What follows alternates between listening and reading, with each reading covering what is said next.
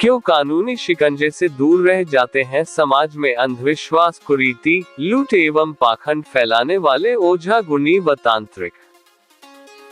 चमत्कार से इलाज करना कानूनन अपराध। भारतीय कानून में यह स्पष्ट रूप से कहा गया है कि ताबीज, कवच, ग्रहरत्न, तंत्र मंत्र, झाड़ फूंक, चमत्कार, दैवीय औषधि आदि द्वारा किसी भी समस्या या बीमारी से छुटकारा दिलवाने का दावा तक करना जुर्म है। तंत्र मंत्र, चमत्कार के नाम पर आम जनता को लूटने वाले जैसे पाखंडियों को कानून की मदद से जेल की हवा तक खिलाई जा सकती है। विडंबना यह है कि आज भी अनेक लोगों को कानून के बारे में सही सटीक जानकारी नहीं है, लेकिन एक आम आदमी भी कानून की मदद से धोखेबाज ओझा, तांत्रिक, बाबाजी, ज्योतिषी को जेल की हवा खिला सकता है। यहाँ कुछ जरूरी कानूनों की जानकारियाँ पेश कर रहा हूँ। औषध एवं प्रसाधन अधिनियम 1940। औषध एवं प्रसाधन अधिनियम 1940, ड्रग एंड कॉस्मेटिक एक्ट 1940 औषधियों तथा प्रसाधनों के निर्माण, बिक्री तथा संवितरण को विनियमित करता है। इसके अनुसार कोई भी व्यक्ति या फर्म राज्य सरकार द्वारा जारी उपयुक्त लाइसेंस के बिना औषधियों का स्टॉक, बिक्री या वितरण नहीं कर सकता। इस कानून के तहत किसी भी रोग से मुक्ति दिलवाने के दान पर दिए जाने वाले ताबीज, कवच, मंत्र युक्त जल आदि को औषध के रूप में स्वीकार्य होगा। बिना लाइसेंस के औषध के निर्माण, बिक्री तथा संवितरण को जुर्म माना जाएगा। इसके अलावा ताबीज, कवच इत्यादि द्वारा रोग मुक्ति नहीं होने पर या मरीज की मृत्यु होने पर भारतीय दंड संहिता की धारा S-320 के तहत दोषी को सजा होगी। ध्यान दें, वर्ष 2008 में इस कानून में संशोधन किया गया। अब से इस कानून का उल्लंघन करने वाले को 10 वर्ष से लेकर आजीवन कारावास तक की सजा हो सकती है। साथ ही 10 लाख रुपए तक का जुर्माना भी होगा। कहां दर्ज करें शिकायत? केंद्र या राज्य सरकार के औषध नियंत्रण कार्यालय में औषध से संबंधित शिकायत दर्ज की जा सकती है। यदि किसी ज्योतिषी, तांत्रिक ने किसी समस्या से छुटकारा दिलवाने के नाम पर ताबीज, कवच, ग्रहरत्न आदि दिया हो तो उसे लेकर औषध नियंत्रण कार्यालय में उस ज्योतिष या तांत्रिक के खिलाफ शिकायत दर्ज कराई जा सकती है। औषधि और चमत्कारिक उपचार आक्षेपणीय विज्ञापन अधिनियम 1954। Drugs and magic remedies objectionable advertisement act 1954।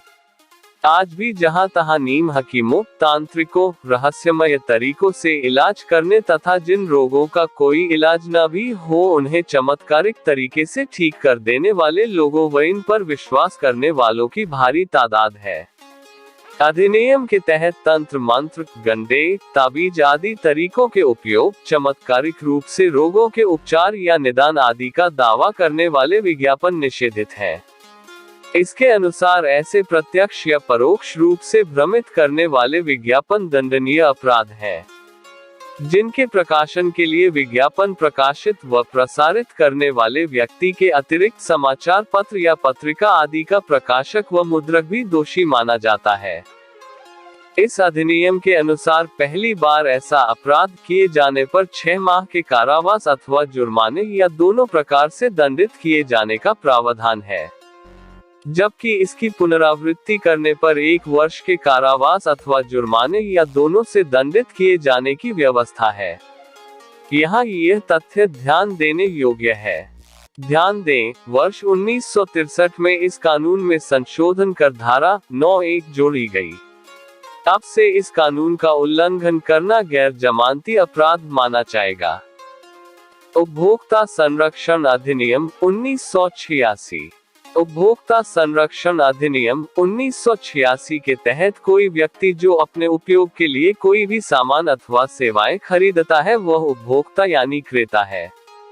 जब आप किसी ज्योतिषी, तांत्रिक या बाबा से कोई ताबीज, कवच, ग्रहरत्न खरीदते हैं तो और इससे यदि आपको कोई लाभ नहीं मिलता है तो आप एक उपभोक्ता के रूप में विक्रेता, ज्योतिषी, तांत्रिक या बाबा के खिलाफ उपभोक्ता अदालत में मामला दायर कर सकते हैं। इसके अलावा यदि किसी कानून का उल्लंघन करते हुए जीवन तथा सुरक्षा के लिए जोखिम पैदा करने वाला सामान जनता को बेचा जा रहा है, तो आप शिकायत दर्ज करवा सकते हैं। भारतीय दंड संहिता की धारा 420। भारतीय दंड संहिता की धारा 420 के तहत किसी भी व्यक्ति को कपटपूर्वक या बेईमानी से उत्प्रेरित कर आर्थिक, शारीरिक, मानसिक, संपत्ति या ख्याति संबंधी क्षति पहुंचाना शामिल है। यह एक दंडनीय अपराध है। इसके तहत 7 साल तक के कारावास की सजा का प्रावधान है। धर्म, आस्था, ईश्वर के नाम पर ज्योतिषी, तांत्रिक जैसे पाखंडों का सिर्फ और सिर्फ एक ही काम है, अंधविश्वास के दलदल में डूबे लोगों को तन, मन और धन से लूटना। बाबा, ओझा, तांत्रिक सिर्फ और सिर्फ जालसाज हैं। ऐसे जालसाज से ठगी का शिकार बने लोग धारा 420 के तहत शिकायत दर्ज करा सकते हैं। चमत्कार को 25 लाख रुपए की चुनौती। युक्तिवादी समिति के अध्यक्ष प्रबीर घोष ने कहा, अंधविश्वास के जाल में अनपढ़ ही नहीं बल्कि पढ़े लिखे लोग भी फंसे हुए हैं। अंधविश्वास देश के विकास में भारी रुकावट है। इसके चक्कर में लोग आर्थिक एवं सामाजिक शोषण का शिकार हो रहे हैं। हम 21वीं सदी में जी रहे हैं। यह युग विज्ञान का है, लेकिन विभिन्न टीवी चैनलों पर कवच, सिद्धमाला, सिद्ध अंगूठी, धन प्राप्ति यंत्रों का व्यापक अंधविश्वास के नाम पर पाखंडी ओझा, तांत्रिक, बाबाओं, ज्योतिषियों का धंधा चल रहा है, जिसका खतरनाक प्रभाव देश के भविष्य करोड़ों बच्चों पर पड़ रहा है। टोटका, तंत्र मंत्र आदि कमजोर दिमाग की उपज है। कोई व्यक्ति जब विभिन्न रोग से बीमार होता है, तब उनके परिवार के लोगों की मानसिक स्थिति ठीक नहीं रहती है, क्योंकि वे अपने परिजनों को स्वस्थ करने के लिए एक जगह से दूसरी जगह ले जाकर परेशान हो जाते हैं। वे चाहते हैं कि किसी भी कीमत पर उनका परिजन स्वस्थ हो जाए, इसलिए वे इसी तरह के धोखेबाज बाबाओं के चंगुल में आसानी से फंस जाते हैं। घोष ने कहा, मैंने और मेरी समिति ने कई सौ बाबाओं, ओझाओं, ज्योतिषियों की पोल खोली है, जबकि कई बाबाओं को जेल की हवा तक खिलाई है। चमत्कारी शक्ति का दावा करने वालों को 25 लाख रुपए की चुनौती देते हुए प्रबीर घोष ने कहा कि यदि कोई भी ओझा, तांत्रिक, बाबा, ज्योतिषी यदि उनके सामने चमत्कारी शक्ति का प्रमाण पेश करने में सक्षम हो जाए, तो वे उन्हें 25 लाख रुपए देंगे और समिति का कामकाज बंद कर दिया जाएगा। उन्होंने कहा, मेरा आम लोगों के लिए यह संदेश है कि वे चमत्कार में विश्वास नहीं करें। चमत्कार के नाम पर किसी भी समस्या से मुक्ति दिलवाने का दावा करने वाले बाबा, ओझा, तांत्रिक सिर्फ और सिर्फ जालसाज हैं। ऐसे जालसाजों से दूर रहें।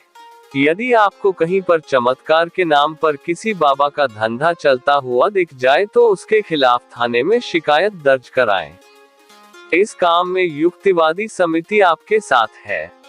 संतोष शर्मा, पत्रकार एवं विज्ञान संचारक तथा संप्रति भारतीय विज्ञान एवं युक्तिवादी समिति, कोलकाता, पश्चिम बंगाल के उपाध्यक्ष हैं।